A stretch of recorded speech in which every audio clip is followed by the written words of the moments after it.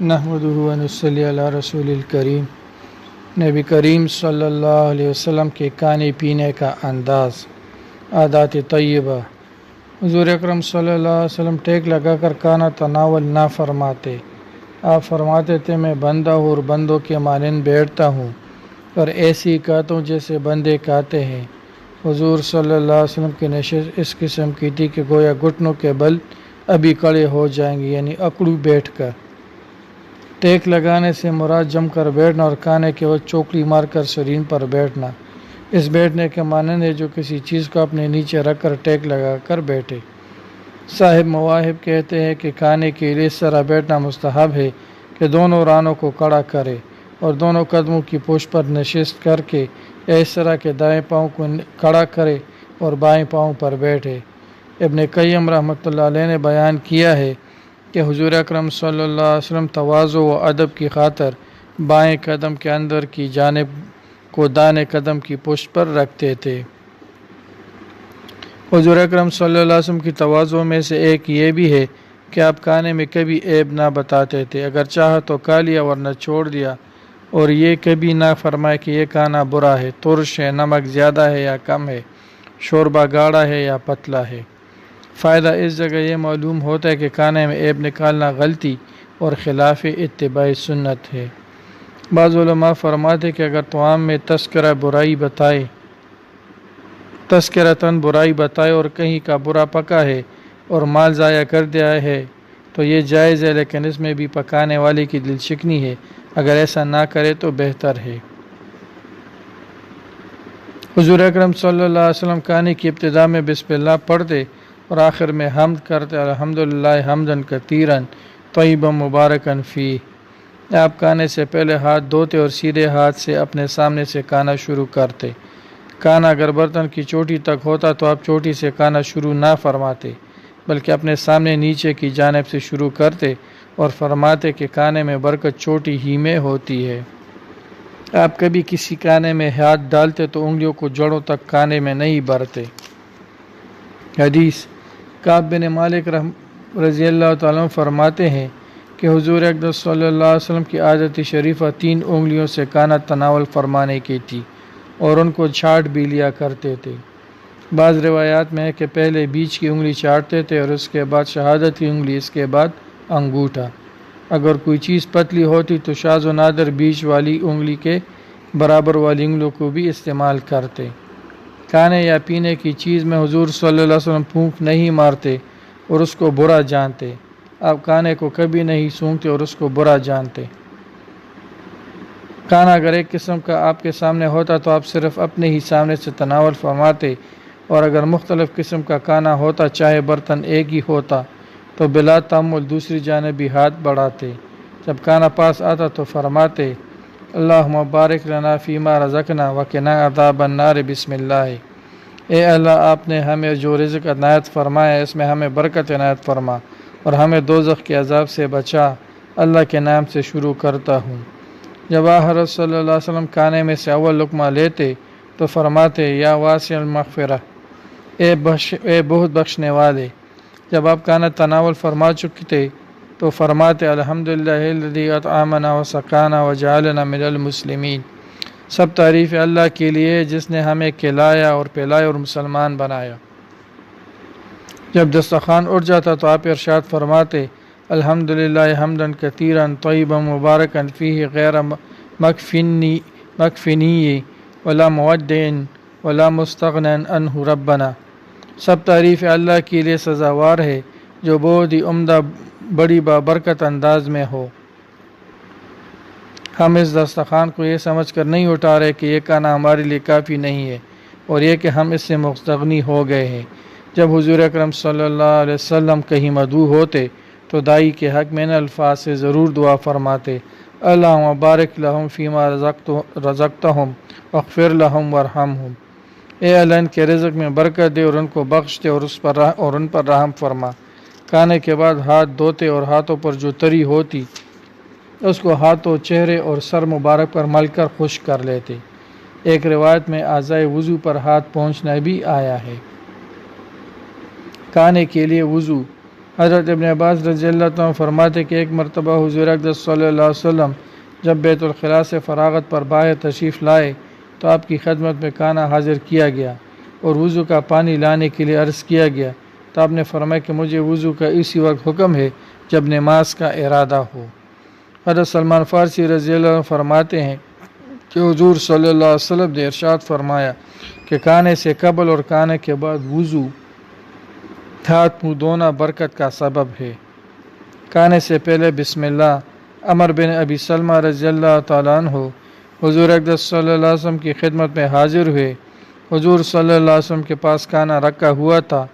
آپ نے فرمایا بیٹا قریب ہو جاؤ اور بسم اللہ کہہ کے دائیں ہاتھ سے اپنے سامنے سے کھانا شروع کرو۔ بسم اللہ کہنا بالاتفاق سنت ہے اور دائیں ہاتھ سے کھانا جمہور کے نزدیک سنت ہے اور بعض کے نزدیک واجب ہے۔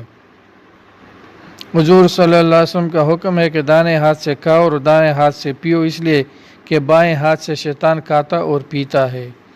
انس رضی اللہ تعالیٰ نے حضور اقدس صلی اللہ علیہ وسلم سے روایت کی ہے کہ حق تعالیٰ جل جلالہ و شانہ بندہ کی اس بات پر بہت ہی رضامندی ظاہر فرماتے ہیں کہ جب ایک لقمہ کھانا کھا لے یا ایک گھونٹ پانی پیے تو حق تعالیٰ شانہ کا اس پر شکر ادا کرے۔ اللہم لک الحمد و لک الشکر لا احصی ثناء علیک۔ جو شخص بسم اللہ پڑھے بغیر کھانا شروع کر دیتا ہے تو آپ اس کا ہاتھ پکڑ لیا کرتے اور اس کو بسم اللہ پڑھنے کے لیے تاکید فرماتے۔ علماء نے لکھا ہے کہ بسم اللہ کا آواز سے پڑھنا اولا ہے تاکہ دوسرے ساتھی کو اگر خیال نہ رہے تو یاد آ جائے۔ جس نعمت کے اول بسم اللہ اور آخر میں الحمد ہو اس نعمت سے قیامت میں سوال نہ ہوگا۔ عائشہ رضی اللہ تعالیٰ عنہ فرماتی ہے کہ حضور اقدس صلی اللہ علیہ وسلم نے فرمایا کہ جب کوئی کھانے کے شروع میں بسم اللہ پڑھنا بھول جائے تو درمیان میں یا بعد میں یاد آنے پر اس طرح پڑھے بسم اللہ اولہ و آخرہ۔ حضور اکرم صلی اللہ علیہ وسلم کا کھانا۔ عائشہ رضی اللہ تعالیٰ عنہ فرماتی ہے کہ حضور اکرم صلی اللہ علیہ وسلم کی وفات تک آپ کے اہل و عیال نے مسلسل 2 دن کبھی جو کی روٹی سے پیٹ بھر کر کھانا نہیں کھایا، یعنی کھجوروں سے اگرچہ اس کی نوبت آ گئی ہو لیکن روٹی سے کبھی یہ نوبت نہیں آئی کہ مسلسل 2 دن ملی ہو۔ کبھی کبھی گیہوں کی روٹی بھی تناول فرمائی ہے۔ سہیل بن سعد رضی اللہ تعالیٰ عنہ سے کسی نے پوچھا کہ حضور صلی اللہ علیہ وسلم نے کبھی سفید میدا کی روٹی بھی کھائی ہے؟ انہوں نے جواب دیا کہ آپ کے سامنے آخر عمر تک میدا آیا بھی نہ ہوگا۔ حضرت انس رضی اللہ تعالیٰ عنہ سے روایت ہے کہ حضور اقدس صلی اللہ علیہ وسلم نے کبھی میز پر کھانا تناول نہیں فرمایا، نہ چھوٹی تشتریوں میں کھایا، نہ آپ کے لیے کبھی چپاتی پکائی گئی۔ آپ کھانا چمڑے کے دسترخوان پر تناول فرماتے تھے۔ مرغوبات۔ عائشہ رضی اللہ تعالیٰ عنہ فرماتی ہے کہ حضور اکرم صلی اللہ علیہ وسلم نے ایک مرتبہ فرمایا سرکہ بھی کیسا اچھا سالن ہے۔ ایک حدیث میں ہے کہ آپ نے سرکہ میں برکت کی دعا فرمائی ہے اور یہ ارشاد فرمایا کہ پہلے انبیاء کا بھی یہی سالن رہا ہے۔ ایک حدیث میں ہے کہ جس گھر میں سرکہ ہو وہ محتاج نہیں ہے، یعنی سالن کی احتیاج باقی نہیں رہتی۔ ابو اسید رضی اللہ تعالیٰ کہتے ہیں کہ حضور اقدس صلی اللہ علیہ وسلم نے ارشاد فرمایا ہے کہ زیتون کا تیل کھانے میں بھی استعمال کرو اور مالش میں بھی، اس لیے کہ یہ ایک بابرکت درخت کا تیل ہے۔ حضور اکرم صلی اللہ علیہ وسلم کو بونگ کا گوشت پسند تھا۔ آپ نے اس کو دانتوں سے کاٹ کر تناول فرمایا، یعنی چھری وغیرہ سے نہیں کاٹا۔ دانتوں سے کاٹ کر کھانے کی ترغیب حضور صلی اللہ علیہ وسلم نے فرمائی ہے۔ چنانچہ حدیث میں آیا ہے کہ گوشت کو دانتوں سے کاٹ کر کھایا کرو، کہ اس سے ہضم بھی خوب ہوتا ہے اور بدن کو موافق پڑتا ہے۔ بونگ سے تو ہوئی بونگ کا گوشت پسند تھا۔ ہاں نو ډاکټر صاحب وی بته شانتي مخکینه چې د زناور د چیلی شي کوم مخکینه ولې وی کنه د ته بونګ وی پیغمبر صاحب صلی الله علیه وسلم زیات تر خې بونګ خې دغه به زیات خوخو کړو به اول به خې خړو بیا به غس کړو گیہوں غنم ته وی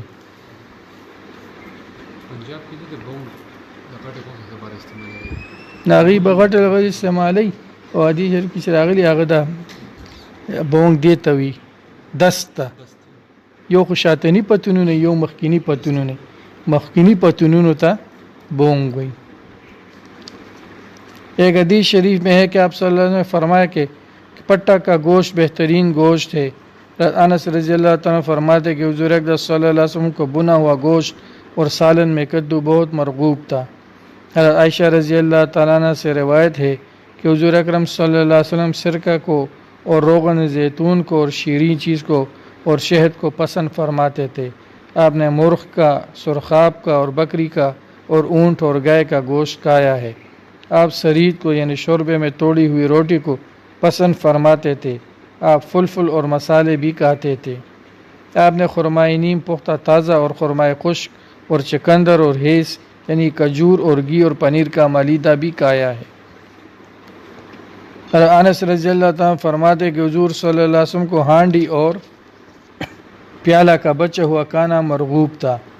آپ ککڑی خرما کے ساتھ کھاتے تھے، جیسا کہ عبداللہ بن جعفر سے روایت ہے کہ عائشہ رضی اللہ تعالیٰ نے روایت کیا ہے کہ آپ تربوز خرما کے ساتھ کھاتے اور فرماتے کہ اس کی گرمی کا اس کی سردی سے تدارک ہو جاتا ہے، اور پانی آپ کو وہ پسند تھا جو شیریں اور سرد ہو. آپ خرما تر کر کے اس کا زلال اور دودھ اور پانی سب ایک ہی پیالہ میں پیا کرتے تھے. یہ پیالہ لکڑی کا موٹا سا بنا ہوا تھا اور اس میں لوہے کے پتری لگے تھے. آپ نے یہ بھی فرمایا کہ دودھ کے سوا کوئی چیز نہیں جو کھانے اور پینے دونوں کا کام دے سکے. مہمان کی رعایت. حضور صلی اللہ علیہ وسلم اپنے مہمانوں سے کھانے کے لیے اصرار فرماتے اور بار بار کہتے. ایک بار ایک شخص کو دودھ پلانے کے بعد اسے بار بار فرمایا اشرب اشرب، اور پیو اور پیو، یہاں تک کہ اس شخص نے قسم کھا کر عرض کیا قسم اس خدائے برتر کی جس نے آپ کو حق کے ساتھ بھیجا ہے، اب اور گنجائش نہیں ہے. کسی مجمع میں کھانا تناول فرمانے کا اگر اتفاق ہوتا تو سب سے آخر میں آپ ہی اٹھتے، کیونکہ بعض آدمی دیر تک کھاتے رہنے کے عادی ہوتے ہیں، اور ایسے لوگ جب دوسروں کو کھانے سے اٹھتا دیکھتے ہیں تو شرم کی وجہ سے خود بھی اٹھ جاتے ہیں. لہٰذا ایسے لوگوں کا لحاظ فرماتے ہوئے حضور اکرم صلی اللہ علیہ وسلم بھی بتکلف تھوڑا تھوڑا کھاتے ہی رہتے. اگر کسی مجلس میں تشریف فرما ہوتے اور کسی ہم جلیس کو کوئی چیز کھانے یا پینے کی عنایت فرماتے تو دانی طرف بیٹھنے والوں کو اس کا زیادہ حقدار سمجھتے اور اس کو دیتے، اور اگر بائیں جانب بیٹھنے والے کو عنایت فرمانا چاہتے تو دانی طرف والے سے اجازت لے کر لیتے. یہ ترتیب اور یہ عمل ہمیشہ ملحوظ رہتا. گویا بائیں طرف کا آدمی کتنا ہی بڑا بڑی شخصیت کا ہوتا. آپ صلی اللہ علیہ وسلم جب کہیں مدعو ہوتے اور کوئی شخص بغیر بلائے ساتھ ہو جاتا تو آپ اس کو ساتھ لے لیتے، مگر دائی کے گھر پہنچنے پر دائی سے اس کے لیے اجازت طلب فرماتے اور اجازت حاصل کرنے پر ہمراہ رکھتے. کھانے کے متعلق بعض سنن طیبہ. اسماء رضی اللہ تعالیٰ عنہ سے مروی ہے کہ جب حضور نبی کریم صلی اللہ علیہ وسلم کے پاس گرم کھانا لایا جاتا تو آپ اس کو اس وقت تک ڈھانپ کے رکھتے جب تک اس کا جوش نہ ختم ہو جاتا، اور فرمایا کہ میں نے حضور صلی اللہ علیہ وسلم سے سنا ہے کہ سرد کھانے میں عظیم برکت ہے. اور انس رضی اللہ عنہ فرماتے ہیں کہ رسول اللہ صلی اللہ علیہ وسلم نے فرمایا ہے جب کھانا سامنے رکھ دیا جائے تو جوتے اتار ڈالو، اس لیے کہ جوتوں کے اتار ڈالنے سے قدموں کو بہت آرام ملتا ہے. حضور اکرم صلی اللہ علیہ وسلم کھانے کے بعد پانی نوش نہ فرماتے کیونکہ مضر ہضم ہے. جب تک کھانا ہضم کے قریب نہ ہو پانی نہ پینا چاہیے. آپ رات کا کھانا بھی تناول فرمایا کرتے تھے، اگرچہ کھجور کے چند دانے ہی کیوں نہیں. فرمایا کرتے تھے کہ عشاء کا کھانا چھوڑ دینا بڑھاپا لاتا ہے. کھجور یا روٹی کا کوئی ٹکڑا کسی پاک جگہ پڑا ہوتا تو اس کو صاف کر کے کھا لیتے. آپ کھانا کھاتے ہی سو جانے کو منع فرماتے تھے، یہ دل میں سکالت پیدا کرتی ہے، سختی. دوپہر کے کھانے کے بعد تھوڑی دیر کے لیٹ جانا بھی مسنون ہے. جس قدر کھانا میسر ہو اس پر قناعت کرنا، یعنی جیسا بھی اور جتنا بھی مل جائے اس پر راضی رہنا اور اس کو اللہ تعالیٰ کا فضل سمجھ کر کھانا چاہیے. اور یہ نیت رکھنا کہ اللہ تعالیٰ کے حکم کے تحت اس کی عبادت پر قوت حاصل ہونے کے لیے کھاتا ہوں. حضور اقدس صلی اللہ علیہ وسلم تقلیلی غذا کی رغبت دلایا کرتے اور فرماتے تھے کہ معدہ کا 1/3 حصہ کھانے کے لیے اور 1/3 پانی کے لیے اور 1/3 خود معدہ کے لیے چھوڑ دینا چاہیے. پھلوں ترکاریوں کا استعمال ان کے مصالح چیزوں کے ساتھ فرمایا کرتے تھے۔ کسی دوسرے کو کھانا دینا یا کسی سے کھانا لینا ہو تو دایاں ہاتھ استعمال کرنا چاہیے۔ چند آدمیوں کے ساتھ کھانا باعث برکت ہوتا ہے۔ کھانے میں جتنے ہاتھ جمع ہوں گے اتنی برکت زیادہ ہوگی۔ کھانے کے دوران جو چیز دسترخوان یا پیالے سے گر جائے اسے اٹھا کر کھا لینا بھی ثواب ہے۔ جتنا ہاتھ په یو پلیټ کې کو نه په نہ د دې نه مراد دا چې ډیر خلک کی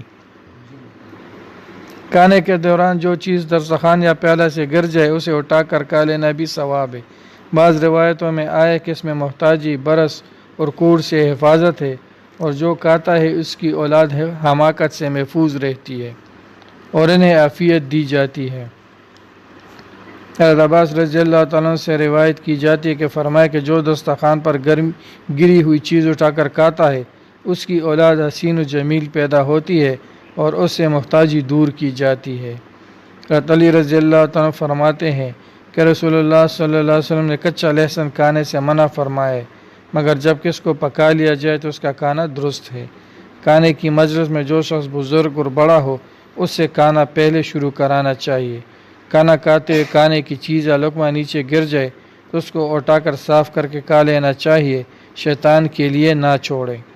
کھانے کے درمیان کوئی شخص آ جائے تو اسے کھانے کے لیے پوچھ لینا چاہیے۔ دسترخوان پہلے اٹھا لیا جائے، اس کے بعد کھانے والے اٹھے۔ نئے پھل کا استعمال۔ جب آپ صلی اللہ علیہ وسلم کی خدمت میں موسم کا نیا پھل پیش ہوتا تو آپ اس کو آنکھوں اور ہونٹوں پر رکھتے اور یہ الفاظ دعا ارشاد فرماتے: اللہم کما اریتنا اولہ ارینا آخرہ۔ اے اللہ، جس طرح آپ نے ہمیں اس پھل کا شروع دکھلایا اسی طرح اس کا آخر بھی ہمیں دکھا، اور پھر آپ کی خدمت میں جو سب سے کم عمر بچہ ہوتا اس کو عنایت فرماتے۔ مشروبات میں عادت طیبہ۔ حضرت انس رضی اللہ تعالیٰ فرماتے ہیں کہ حضور اقدس صلی اللہ علیہ وسلم پانی پینے میں 3 مرتبہ سانس لیا کرتے تھے، اور یہ فرماتے تھے کہ اس طرح سے پینا زیادہ خوشگوار ہے اور خوب سیر کرنے والا ہے اور حصول شفا کے لیے اچھا ہے۔ دوسری حدیث میں صراحت کے ساتھ وارد ہے کہ جب تم میں سے کوئی پانی پیے تو پیالے میں سانس نہ لے بلکہ پیالے سے منہ ہٹا لے۔ حضور صلی اللہ علیہ وسلم کو سرد اور شیرین پانی زیادہ محبوب تھا۔ کھانے کے بعد پانی پینا حضور صلی اللہ علیہ وسلم کی سنت نہیں ہے، خصوصاً اگر پانی گرم ہو یا زیادہ سرد ہو، کیونکہ یہ دونوں صورتیں بہت زیادہ نقصان دہ ہوتی ہیں۔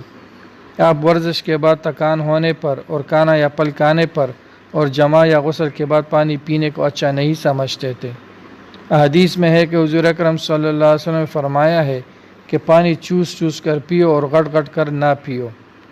حضور صلی اللہ علیہ وسلم جب پینے کی چیز کسی مجلس میں تقسیم کراتے تو حکم دیتے کہ عمر میں بڑے لوگوں سے دور شروع کیا جائے، اور آپ کی عادت شریفہ یہ تھی کہ جب مجلس میں کسی پینے کی چیز کا دور چل رہا ہوتا اور بار بار پیالہ آ رہا ہوتا تو دوسرا پیالہ آنے پر اس کو اسی جگہ سے شروع کراتے جہاں پہلا دور ختم ہوا تھا۔ جب حضور صلی اللہ علیہ وسلم اپنے احباب کو کوئی چیز پلاتے تو آپ خود سب سے آخر میں نوش فرماتے اور فرماتے ساقی سب سے آخر میں پیتا ہے۔ حضور صلی اللہ علیہ وسلم کی عادت مبارک بیٹھ کر پانی پینے کی تھی، اور صحیح روایات میں آپ سے منقول ہے کہ آپ نے کھڑے ہو کر پینے کو منع فرمایا ہے، نیز ایک ہاتھ سے بھی پینے کو منع فرمایا ہے۔ حضرت ابن عباس رضی اللہ عنہ فرماتے ہیں کہ حضور صلی اللہ علیہ وسلم نے ارشاد فرمایا کہ جب کسی شخص کو حق تعالی شانہ کوئی چیز کے لائے تو یہ دعا پڑھنی چاہیے: اللہم بارک لنا فیہ واطعمنا خیرا منہ۔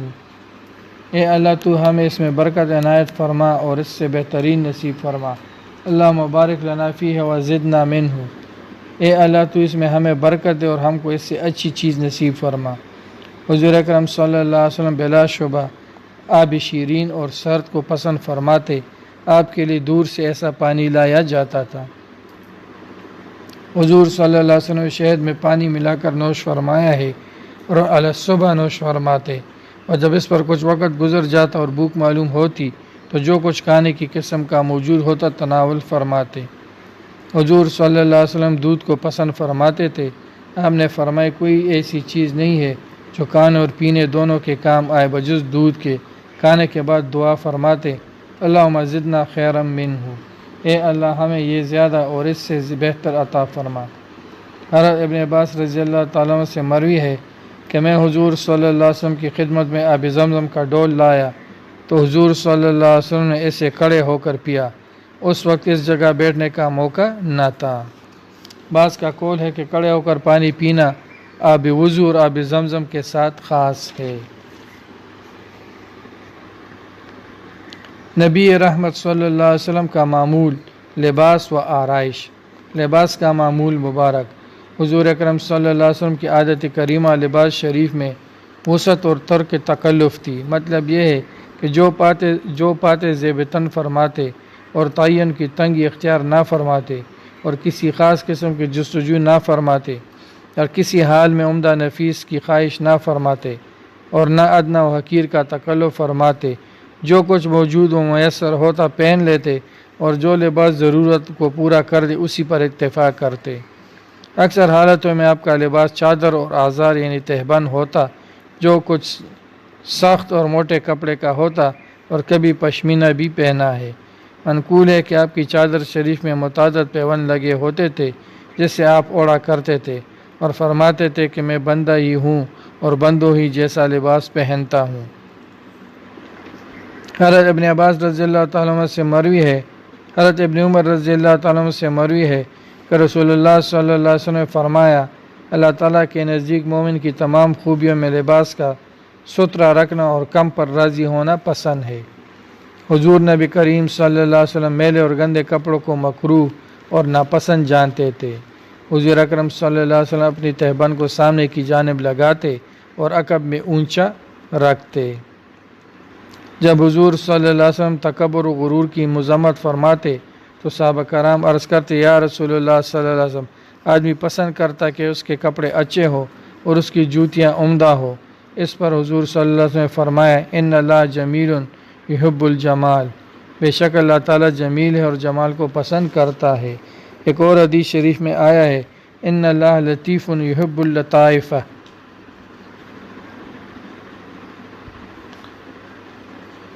بے شک اللہ تعالیٰ لطیف ہے اور لطافت کو پسند کرتا ہے۔ چنانچہ خود حضور صلی اللہ علیہ وسلم وفد کے آنے پر ان کے لیے تجمل فرماتے اور جمعہ و عیدین کے لیے بھی آرائش فرماتے اور مستقل جدا لباس محفوظ رکھتے تھے۔ حضرت ام سلمہ رضی اللہ تعالیٰ عنہ سے منقول ہے کہ حضور صلی اللہ علیہ وسلم کا محبوب ترین لباس قمیص کرتا تھی، اگرچہ تہبند اور چادر شریف بھی بکثرت زیب تن فرماتے تھے، لیکن قمیص کا پہننا زیادہ پسندیدہ تھا۔ حضرت انس رضی اللہ تعالیٰ سے مروی ہے کہ حضور صلی اللہ علیہ وسلم کا پیراہن مبارک سوتی اور تنگ دامن اور آستینوں والا ہوتا تھا، اور آپ کے قمیص مبارک میں گنڈیاں لگی ہوتی تھی، اور قمیص مبارک میں سینہ کے مقام پر گریبان تھا، اور یہی قمیص کی سنت ہے۔ ایک صحابی فرماتے کہ حضور صلی اللہ علیہ وسلم نے مجھے اس حال میں دیکھا کہ میرے جسم پر کم قیمت کے کپڑے تھے، تو فرمایا کہ کیا تیرے پاس اس قسم مال ہے؟ میں نے عرض کیا کہ ہاں، اللہ تعالیٰ نے مجھے ہر قسم کے مال و دولت سے نوازا ہے۔ پھر فرمایا، خدا کی نعمت اور اس کی بخشش کو تمہارے جسم سے ظاہر ہونا چاہیے، مطلب یہ کہ تونگری کی حالت کے مناسب کپڑے پہنو اور خدا کی نعمت کا شکر ادا کرو۔ اور ایک الجھے ہوئے بالوں والے پریشان حال سے فرمایا کہ کیا یہ شخص کوئی ایسی چیز نہیں پاتا جس سے اپنے سر کو تسکین دے، یہ بالوں کو کنگا کرے؟ اور ایسے شخص کو دیکھا جس پر میلے اور غلیظ کپڑے تھے، فرمایا کہ یہ شخص کوئی ایسی چیز نہیں پاتا جس سے اپنے کپڑوں کو دھو لے، یعنی صابن وغیرہ۔ حضور صلی اللہ علیہ وسلم سفید لباس پہننے کو پسند فرماتے تھے اور کہتے تھے کہ حسین ترین لباس سفید کپڑوں کا ہے، چاہے تم میں سے زندہ لوگ بھی پہنے اور اپنے مردوں کو بھی سفید کفن دے۔ اور حضور صلی اللہ علیہ وسلم کا کالی کملی اوڑا کرتے تھے۔ حضرت عائشہ رضی اللہ تعالیٰ فرماتی ہے کہ حضور صلی اللہ علیہ وسلم ایک مرتبہ صبح کے وقت باہر تشریف لے گئے تو آپ کے بدن پر ایک سیاہ بالوں کی چادر تھی۔ جب حضور صلی اللہ علیہ وسلم فتح مکہ کے دن داخل ہوئے تو سر مبارک پر سیاہ امامہ تھا، اور حضور صلی اللہ علیہ وسلم پشمینہ یعنی اونی کپڑے بھی پہنے ہیں، اور حضور صلی اللہ علیہ وسلم اکثر چادر لپیٹا کرتے تھے۔ چونکہ حضور صلی اللہ علیہ وسلم تمام لوگوں میں اطیب و لطیف و لطف تھے، اطیب لطف تھے، اس لیے اس کی علامت آپ کے بدن مبارک میں ظاہر ہوتی کہ آپ کے جسم عطر سے لگنے کی وجہ سے آپ کے کپڑے میلے نہ ہوتے تھے اور نہ آپ کے لباس مبارک میں جوں پڑتی تھی اور نہ کپڑوں پر اور نہ آپ کے جسم عطر پر مکھی بیٹھتی تھی۔ حضور اکرم صلی اللہ علیہ وسلم نے چمڑے کے موزے پہنے ہیں اور اس پر مسح فرمایا ہے، یہ صحیح حدیث سے ثابت ہے۔ لباس میں سب سے بہترین طریقہ نبی کریم صلی اللہ علیہ وسلم کا ہے جو مسنون ہے، جس کا آپ نے حکم دیا ہے یا ترغیب دی اور خود اس پر مسلسل عمل فرمایا۔ آپ کا طریقہ سنت لباس یہ ہے، کپاس کا بنا ہوا یا صوف کا یا کتان کا بنا ہوا کوئی سا بھی ہو اور جو بھی لباس میسر آئے پہن لیا جائے۔ آپ نے یمنی چادروں، جبہ، قبہ، قمیص، پاجامہ، تہبند، چادر، سادہ، موزہ، جوتا، ہر چیز استعمال فرمائی ہے۔ آپ نے نشان زدہ سیاہ کپڑا، سیاہ داری دار اور سیاہ کپڑا بھی پہنا ہے اور سادہ کپڑا بھی پہنا ہے۔ سیاہ لباس اور سبز ریشم کے آستین والا لبادہ بھی پہنا ہے۔ پاجامہ، آپ نے ایک پاجامہ بھی خریدا ہے اور ظاہر ہے کہ پہنے ہی کے لیے خریدا ہوگا، اور اصحاب کرام رضی اللہ تعالیٰ کی اجازت سے پہنا بھی کرتے تھے۔ حضرت عائشہ رضی اللہ تعالیٰ عنہ سے صحیح روایت میں ہے کہ انہوں نے ایک پرانا کمبل اور موٹے سوت کی ایک چادر نکالی اور فرمایا کہ نبی کریم صلی اللہ علیہ وسلم نے ان دونوں کپڑوں میں رحلت فرمائی۔ قمیص مبارک، ملا علی قاری رحمۃ اللہ علیہ نے دمیاتی رحمۃ اللہ علیہ سے نقل کیا ہے کہ حضور صلی اللہ علیہ وسلم کا کرتا قمیص سود کا بنا ہوا تھا، وہ زیادہ لمبا بھی نہ تھا اور اس کی آستین بھی زیادہ لمبی نہ تھی۔ بیجوری رحمۃ اللہ علیہ نے لکھا ہے کہ آپ کے پاس صرف ایک ہی کرتا تھا۔ حضرت عائشہ رضی اللہ تعالیٰ عنہ سے مروی ہے کہ آپ کا معمول صبح کے کھانے میں شام کے لیے بچا کر رکھنے کا نہ تھا، نہ شام کے کھانے میں سے صبح کے لیے بچانے کا تھا، اور کوئی کپڑا، کرتا، چادر یا لنگی یا جوتا 2 عدد نہ تھے۔ مناوی رحمۃ اللہ علیہ نے حضرت عباس رضی اللہ تعالیٰ عنہ سے نقل کیا ہے کہ آپ کا کرتا قمیض زیادہ لمبا نہ ہوتا، نہ اس کی آستین لمبی ہوتی تھی۔ دوسری حدیثوں میں حضرت ابن عباس رضی اللہ تعالیٰ عنہ سے نقل کیا ہے کہ آپ کا کرتا ٹخنوں سے اونچا ہوتا تھا۔ علامہ شامی نے لکھا ہے کہ نصف پنڈلی تک ہونا چاہیے۔ حضرت اسماء رضی اللہ تعالیٰ عنہ فرماتی ہے کہ حضور صلی اللہ علیہ وسلم کے کرتا کی آستین پونچھے تک ہوتی تھی۔ حضور اکرم صلی اللہ علیہ وسلم قمیص کرتے کی آستین نہ بہت تنگ رکھتے اور نہ بہت کشادہ، بلکہ درمیانی ہوتی اور آستین ہاتھ کے گٹھے تک رکھتے اور چوغا وغیرہ نیچے تک، مگر انگلی سے متجاوز نہ ہوتا تھا۔ حضرت صلی اللہ علیہ وسلم کے سفر کا کرتا قمیص وطن کے کرتے سے دامن اور آستین میں کسی قدر چھوٹا ہوتا تھا۔ حضرت صلی اللہ علیہ وسلم کی قمیص کا گریبان سینہ پر ہوتا تھا۔ کبھی آپ اپنے کرتے کا گریبان کھول لیا کرتے اور سینے عطر صاف نظر آتا اور اسی حالت میں نماز پڑھ لیتے۔ جب آپ قمیص زیب تن فرماتے تو پہلے سیدھا ہاتھ سیدھی آستین میں ڈالتے اور پھر بایاں ہاتھ بائیں آستین میں۔ ایاس بن جعفر سے مروی ہے کہ رسول اللہ صلی اللہ علیہ وسلم کا ایک رومال تھا، جب آپ وضو کرتے تو اسی سے پونچھ لیتے۔ امامہ کا باندھنا سنت مستحب ہے۔ نبی کریم صلی اللہ علیہ وسلم سے امامہ باندھنے کا حکم بھی نقل کیا گیا ہے، چنانچہ ارشاد ہے کہ امامہ باندھا کرو، اس سے حلم میں بڑھ جاؤ گے۔ حضرت عبداللہ بن عمر رضی اللہ تعالیٰ عنہ سے کسی نے پوچھا کیا امامہ باندھنا سنت ہے؟ انہوں نے فرمایا ہاں سنت ہے۔ مسلم شریف اور نسائی شریف میں ہے کہ عمر بن حارث رضی اللہ تعالیٰ عنہ کہتے کہ وہ منظر گویا اس وقت میرے سامنے ہے جب نبی کریم صلی اللہ علیہ وسلم ممبر پر خطبہ پڑھ رہے تھے۔ سیاہ امامہ آپ کے سر مبارک پر تھا اور اس کا شملہ دونوں شانوں کے درمیان تھا۔ آپ جب امامہ باندھتے تھے تو شملہ دونوں شانوں کے درمیان چھوڑ لیتے تھے اور کبھی بے شملہ امامہ باندھتے تھے۔ آپ امامہ کا شملہ بالش کے قریب چھوڑتے۔ شملہ کی مقدار 1 ہاتھ سے زیادہ بھی ثابت ہے۔ امامہ تقریباً 7 گز کا ہوتا تھا۔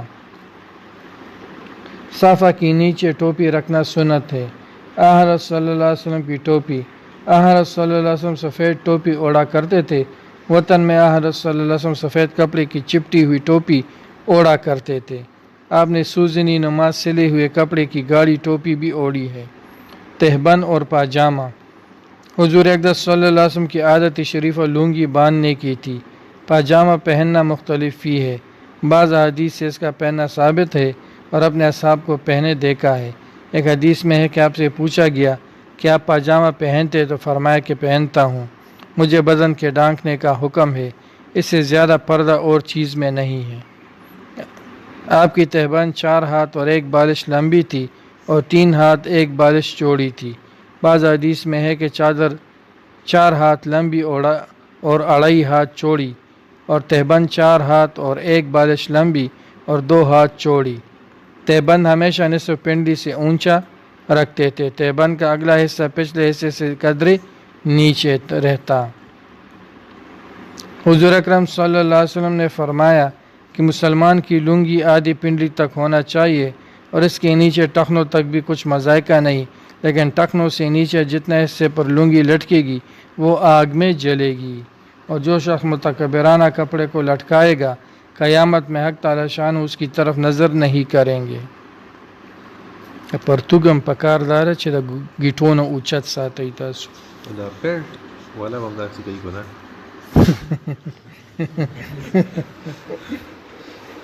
پینټ والا زه روز د دغې د الله مل شي نو اوس مونږ څوک بس وی اسې نخرو د پاره چې هغه خو اسې ناروا کی کنه چې اسې ځان له دا لباس ته نه جوړ کړی دی او د باز د نوکرو مجبورې دي نو هغې غریبانانو له کېدی شي څه ګنجایش پکې وي، مجبوري ده اوس څه به کوي، نوکري داسې ده چې ورته پرېږدي نه.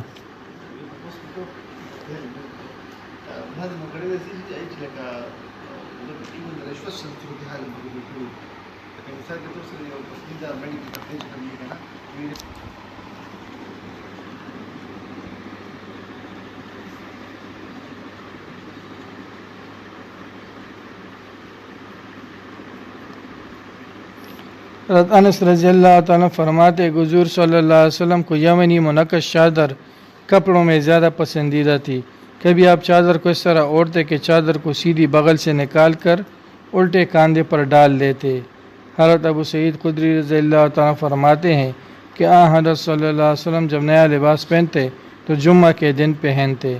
سفید لباس تو حضور صلی اللہ علیہ وسلم کو محبوب تھا ہی، مگر رنگین لباس میں سبز رنگ کا لباس طبیعت پاک کو بہت زیادہ پسند تھا. خالص و گہرا سرخ رنگ طبیعت پاک کو بہت زیادہ ناپسند تھا. جب آپ صلی اللہ علیہ وسلم نیا لباس زیب تن فرماتے تو کپڑے کا نام لے کر خدا تعالیٰ کا شکر ان الفاظ میں ادا فرماتے: اللہم لک الحمد کما کسوتنی اسألک خیر و خیر ما صنع لہ اعوذ بک من شرہ و شر ما صنع لہ.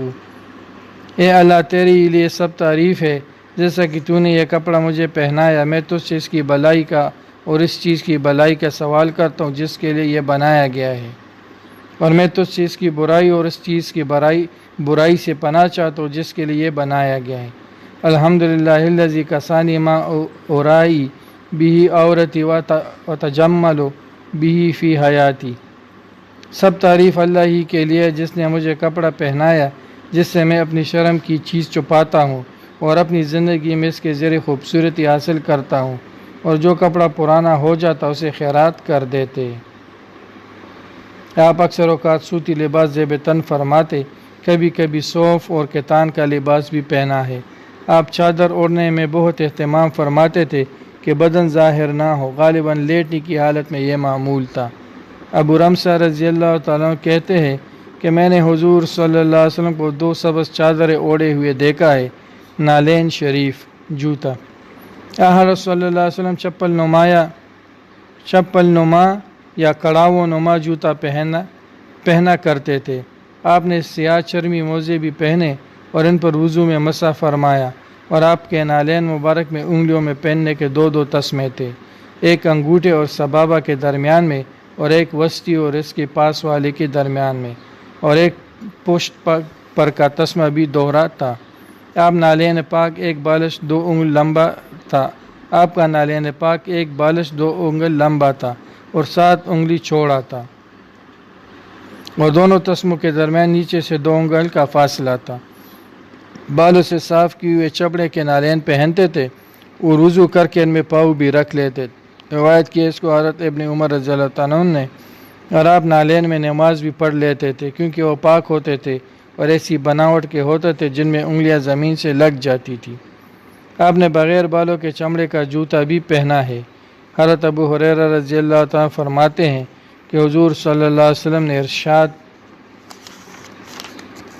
فرمایا کہ جب کوئی شخص تم میں سے جوتا پہنے تو دائنی طرف سے ابتدا کرنا چاہیے اور جب نکالے تو بائیں پیر سے پہلے نکالے۔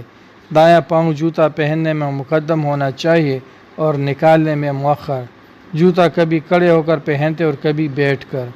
آپ اپنا جوتا اٹھاتے تو الٹے ہاتھ کے انگوٹھے کے پاس والی انگلی سے اٹھاتے۔ عادات برگزیدہ خوشبو کے بارے میں، آپ خوشبو کی چیز اور خوشبو کو بہت پسند فرماتے تھے اور کثرت سے اس کا استعمال فرماتے اور دوسروں کو بھی اس کی ترغیب دیتے تھے۔ حضرت صلی اللہ علیہ وسلم آخر شب میں بھی خوشبو لگایا کرتے تھے۔ سونے سے بیدار ہوتے تو قضائے حاجت سے فراغت کے بعد وضو کرتے اور پھر خوشبو لباس پر لگاتے۔ خدمت اقدس میں خوشبو اگر ہدیتاً پیش کی جاتی تو آپ اس کو ضرور قبول فرماتے۔ خوشبو کی چیز واپس کرنے کو ناپسند فرماتے تھے۔ ریحان کی خوشبو کو بہت پسند فرماتے، اس کے رد کرنے کو منع فرماتے تھے۔ مہندی کے پھول کو حضور اقدس صلی اللہ علیہ وسلم بہت محبوب رکھتے تھے۔ حضرت صلی اللہ علیہ وسلم مشک اور عود کی خوشبو کو تمام خوشبو میں زیادہ محبوب رکھتے۔ آپ خوشبو سر مبارک پر بھی لگایا کرتے تھے۔ حضرت ابن عمر رضی اللہ تعالیٰ عنہ کہتے ہیں کہ حضور اقدس صلی اللہ علیہ وسلم فرمایا کہ 3 چیزیں نہ لوٹانا چاہیے: تکیہ، تیل، خوشبو اور دودھ۔ حضرت ابو ہریرہ رضی اللہ عنہ کہتے ہیں کہ حضور صلی اللہ علیہ وسلم فرمایا کہ مردانہ خوشبو وہ ہے جس کی خوشبو پھیلتی ہے اور رنگ غیر محسوس ہو جیسے گلاب اور کیوڑا، اور زنانہ خوشبو وہ ہے جس کا رنگ غالب ہو اور خوشبو مغلوب ہو جیسے حنا، زعفران۔ حضرت انس رضی اللہ تعالیٰ فرماتے کہ حضور صلی اللہ علیہ وسلم کے پاس سکہ، عطردان یا عطر کا مرکب تھا، اس میں سے خوشبو استعمال فرماتے تھے۔ سرما لگانا، ابن عباس رضی اللہ تعالیٰ عنہ سے مروی ہے کہ رسول اللہ صلی اللہ علیہ وسلم کی ایک سرما دانی تھی جس سے آپ سوتے وقت ہر آنکھ میں 3 مرتبہ سرما لگاتے تھے۔ عمران بن ابی انس رضی اللہ تعالیٰ عنہ سے مروی ہے کہ رسول اللہ صلی اللہ علیہ وسلم اپنی داہنی آنکھ میں 3 مرتبہ سرما لگاتے اور بائیں میں 2 مرتبہ۔ ابن عباس رضی اللہ تعالیٰ عنہ سے مروی ہے کہ رسول اللہ صلی اللہ علیہ وسلم نے فرمایا کہ تمہیں عصمت استعمال کرنا چاہیے کیونکہ یہ نظر کو تیز کرتا ہے، بال اگاتا ہے اور آنکھ روشن کرنے والی چیزوں میں سے بہترین ہے۔ سر کے موئے مبارک، حضور اقدس صلی اللہ علیہ وسلم سر مبارک کے بالوں کی لمبائی کانوں کے درمیان تک اور دوسری روایات میں کانوں تک اور ایک تیسری روایت میں کانوں کی لو تک تھی۔ ان کے علاوہ کندھوں تک یا کندھوں کے قریب تک کی روایتیں بھی ہیں۔ یہ سب روایتیں باہمی مطابقت اس طرح ہے کہ آپ کبھی تیل لگاتے یا کنگھی فرماتے تو بال دراز ہو جاتے ورنہ اس کے برعکس رہتے، یا پھر ترشوانے سے پہلے اور بعد میں ان میں اختصار و طول ہوتا رہتا تھا۔ مواہب لدنیہ میں اور اس کے موافق مجمع البحار میں یہ مذکور ہے کہ جب بالوں کے ترشوانے میں طویل وقفہ ہو جاتا تو بال لمبے ہو جاتے اور جب ترشواتے تو چھوٹے ہو جاتے۔ اس عبارت سے یہ بھی معلوم ہوا کہ حضور صلی اللہ علیہ وسلم بال کو ترشواتے تھے، منڈاتے نہ تھے، لیکن حلق منڈانے کے بارے میں خود فرماتے ہیں کہ آپ حج و عمرہ کے 2 موقعوں کے سوا بال نہیں منڈاتے تھے۔ حضور اکرم صلی اللہ علیہ وسلم بالوں میں کثرت سے کنگھی کیا کرتے تھے۔ آپ جس کسی کے پراگندہ اور بکھرے ہوئے بال دیکھتے تو کراہیت سے فرماتے کہ تم میں سے کسی کو وہ نظر آیا ہے، یہ اشارہ شیطان کی طرف ہے۔ اسی طرح بہت زیادہ بننے سنورنے اور لمبے بالوں والوں سے بھی کراہیت فرماتے۔ اعتدال اور میانہ روی آپ کو بہت پسند تھی۔ عادات پسندیدہ کنگھا کرنے اور تیل لگانے میں، حضرت صلی اللہ علیہ وسلم سوتے وقت مسواک کرتے، وضو کرتے اور سر کے بالوں اور داڑھی مبارک میں کنگھا کرتے۔ حضرت صلی اللہ علیہ وسلم سفر میں ہوتے یا حضر میں ہمیشہ بوقت خواب آپ کے سرانے 7 چیزیں رکھی رہتی: تیل کی شیشی، کنگھا، سرمادانی، کینچی، مسواک، آئینہ اور ایک لکڑی کی چھوٹی سی سیخ جو سر کے کو جانے میں کام آتی تھی۔ آپ پہلے داڑھی مبارک اور سر مبارک میں تیل لگاتے اور پھر کنگھا کرتے۔ ابن جریج رضی اللہ تعالیٰ عنہ سے مروی ہے کہ رسول اللہ صلی اللہ علیہ وسلم کا ہاتھی دانت کا کنگھا تھا جس سے آپ کنگھا کرتے تھے۔ خالد بن معدان رضی اللہ تعالیٰ عنہ سے مروی ہے کہ رسول اللہ صلی اللہ علیہ وسلم سفر میں کنگھا، آئینہ، تیل، مسواک اور سرما لے جاتے تھے۔ انس بن مالک رضی اللہ تعالیٰ سے مروی ہے کہ رسول اللہ صلی اللہ علیہ وسلم بکثرت سر میں تیل ڈالتے اور داڑھی پانی سے صاف کرتے تھے۔ اعتدال تزین، حضور صلی اللہ علیہ وسلم شروع میں اپنے سر کے بالوں کو بے مانگ نکالنا جمع کر لیا کرتے تھے، پھر بعد میں آپ مانگ نکالنے لگے تھے۔ اور ایک روایت میں ہے کہ آپ ایک روز ناغہ کر کے کنگا کیا کرتے تھے، اور ایک اور روایت میں ہے کہ حضرت حمید بن عبد الرحمن سے مروی ہے کہ گاہے گاہے کنگھی کرتے تھے۔ انس رضی اللہ تعالیٰ سے روایت ہے کہ حضور صلی اللہ علیہ وسلم کے بال نہ بالکل پیچیدہ اور نہ بالکل کھلے ہوئے بلکہ کچھ گنگریالہ پن لیے ہوئے تھے جو کانوں کی لو تک پہنچتے تھے۔ حضرت عائشہ رضی اللہ تعالیٰ فرماتی ہے کہ حضور اکرم صلی اللہ علیہ وسلم اپنے وضو کرنے میں، کنگھی کرنے میں، جوتا پہننے میں دائیں طرف کو مقدم رکھتے تھے۔ رسول اکرم صلی اللہ علیہ وسلم پانی لگا کر بھی داڑھی مبارک میں کنگھی کیا کرتے تھے۔ آپ جب آئینہ میں چہرہ انور کو دیکھتے تو یہ الفاظ زبان مبارک پر ہوتے: اللہم حسنت خلقی وحسن خلقی واوسی علیہ فی رزقی۔ میرے اللہ تو نے جس طرح میری تخلیق کو بہتر بنایا ویسی ہی میری خلق یعنی عادت کو بھی بہتر بنا اور میرے رزق میں وسعت دے۔ سر میں تیل کا استعمال، آپ جب سر میں تیل لگانے کا قصد فرماتے تو بائیں ہاتھ کے عتیدے میں تیل رکھتے اور پہلے ابرو میں تیل لگاتے، پھر آنکھوں پر، پھر سر میں تیل لگاتے۔ اس طرح جب داڑھی میں تیل لگاتے تو پہلے آنکھوں پر لگاتے پھر داڑھی میں لگاتے۔ انس رضی اللہ تعالیٰ عنہ سے روایت ہے کہ رسول اللہ صلی اللہ علیہ وسلم اپنے سر مبارک میں اکثر تیل کا استعمال فرماتے اور اپنی داڑھی میں اکثر کنگھی کیا کرتے تھے، اور اپنے سر مبارک پر ایک کپڑا ڈال دیا کرتے تھے جو تیل کے کثرت استعمال سے ایسا ہوتا تھا جیسے تیلی کا کپڑا ہو۔ داڑھی مبارک میں تیل لگاتے تو داڑھی کے اس حصے سے شروع کرتے فرماتے جو گردن سے ملا ہوا ہے۔ سر میں تیل لگاتے تو پہلے پیشانی کے رخ سے شروع کرتے۔ ریش مبارک، سردار انبیاء صلی اللہ علیہ وسلم کی ریش مبارک اتنی گہری اور گرجان تھی کہ آپ کے سینے مبارک کو بھر دیتی تھی۔ مدارج النبوت میں مذکور ہے کہ کتاب شفا مصنف قاضی ایاز رحمۃ اللہ علیہ میں کہا گیا ہے کہ آپ کی ریش مبارک کے بال اس کثرت سے تھے جس سے آپ کا سینہ مبارک بھر گیا تھا۔ مذہب حنفی میں داڑھی کی حد ایک قبضہ مٹھی ہے، یعنی اس سے کم نہ ہو۔ منہ بغل، بعض حدیث میں نتف الالبات بھی آیا، یعنی حضور اکرم صلی اللہ علیہ وسلم بغل کے بال اکیڑ ڈالا کرتے تھے۔ منہ زیر ناف صاف کرنے کے بارے میں بعض حدیث میں آیا ہے کہ حضور صلی اللہ علیہ وسلم اس کو مونڈتے تھے، اور بعض میں آیا ہے کہ نورہ استعمال فرماتے تھے۔ واللہ عالم۔ نوسے پہ جنے چمٹا گونتا چی جوڑی آگے سر جی ناخن کٹوانا، حضور رسول اکرم صلی اللہ علیہ وسلم کا معمول بعض روایات کے مطابق جمعہ کے دن اور بعض روایات میں جمعرات کے دن ناخن ہائے مبارک ترشوانے کا تھا۔ ہاتھ کے ناخن کٹوانے میں رسول صلی اللہ علیہ وسلم ترتیبی ذیل لحاظ ملحوظ رکھتے: سیدھا ہاتھ، شہادت کی انگلی، شروع کولو میں شہادت کی انگلی، بیچ کی انگلی، اس کے برابر کی انگلی، پھر چانگ لیا۔ الٹا ہاتھ، چانگ لیا، اس کے برابر والی انگلی، بیچ کی انگلی، اس کے برابر کی انگلی، انگوٹھا، پھر سیدھے ہاتھ کا انگوٹھا۔ پاؤں کے ناخن کاٹنے میں حضور اکرم صلی اللہ علیہ وسلم حسب ذیل ترتیب کو ملحوظ رکھتے: سیدھا پاؤں چانگ لیا سے شروع کرتے اور بالترتیب انگوٹھے تک ختم کرتے، الٹا پاؤں انگوٹھے سے شروع کرتے اور بالترتیب چانگ لیا تک ختم کرتے۔ حضرت صلی اللہ علیہ وسلم 15ویں دن ناخن کاٹتے، یعنی یو ہفتہ پریخل منس کی بل ہفتہ بیکول۔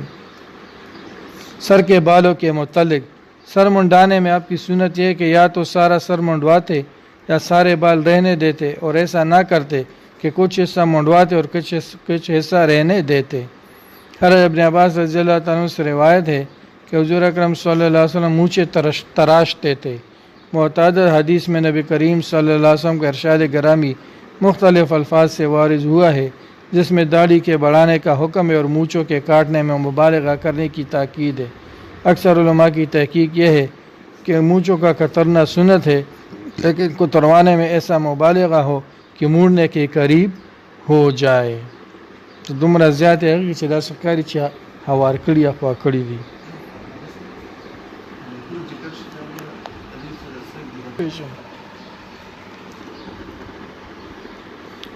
صحیح مسلم انس رضی اللہ تعالیٰ سے روایت ہے کہ حضور صلی اللہ علیہ وسلم فرمایا کہ 40 دن رات نہ گزرنے پائے کہ تم مونچھیں کٹواؤ، ناخن کٹواؤ. صحیحین میں حضرت ابن عمر رضی اللہ تعالیٰ عنہ سے روایت ہے کہ حضور اکرم صلی اللہ علیہ وسلم فرمایا کہ مشرکوں کی مخالفت کرو، داڑھی بڑھاؤ اور مونچھیں ترشواؤ. جو شخص بال رکھے اس کو چاہیے کہ ان کو دھو لیا کرے اور صاف رکھے. روزانہ سر اور داڑھی میں کنگھا کرنے کی نسبت بہتر ہے کہ ایک آدھ دن بیچ میں ناغہ کر لیا کرے. داڑھی کے سفید بالوں کو مہندی سے خضاب کرنے کی اجازت ہے، البتہ سیاہ خضاب کی ممانعت ہے کہ مکروہ ہے. بال، داڑھی اور مونچھوں کے متعلق سنت ہے. سنت: ایک مشت ہو جانے کے بعد داڑھی کے دائیں بائیں جانب سے بڑے ہوئے بال لینا تاکہ خوبصورت ہو جائے. داڑھی کو ٹوڑی کے نیچے ایک مٹھی سے ہرگز کم نہ ہونا چاہیے. داڑھی منڈوانا یا کٹوانا ناجائز ہے. مونچھوں کو کتروانے میں مبالغہ کرنا چاہیے. حد شرع میں رہ کر خط بنوانا، دا زینت چیز جوڑی کنا دیتا خط بنوانا ہوئی.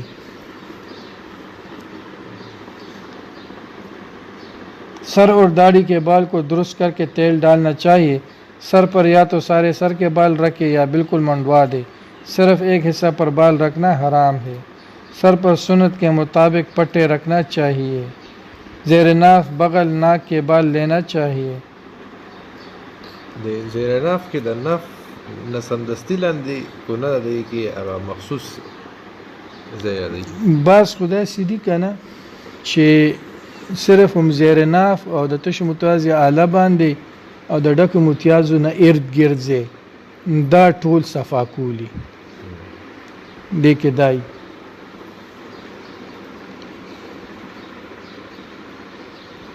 سر پر سنت کے 40 روز گزر جائیں اور صفائی نہ کرے تو گناہگار ہوتا ہے.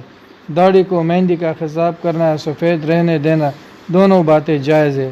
عورتوں کو ناخنوں پر مہندی لگانا چاہیے، لیکن نیل پالش اگر لگائے تو وضو و غسل کے لیے اس کو صاف کر لے، ورنہ وضو غسل نہ ہوگا. سبحانک اللہم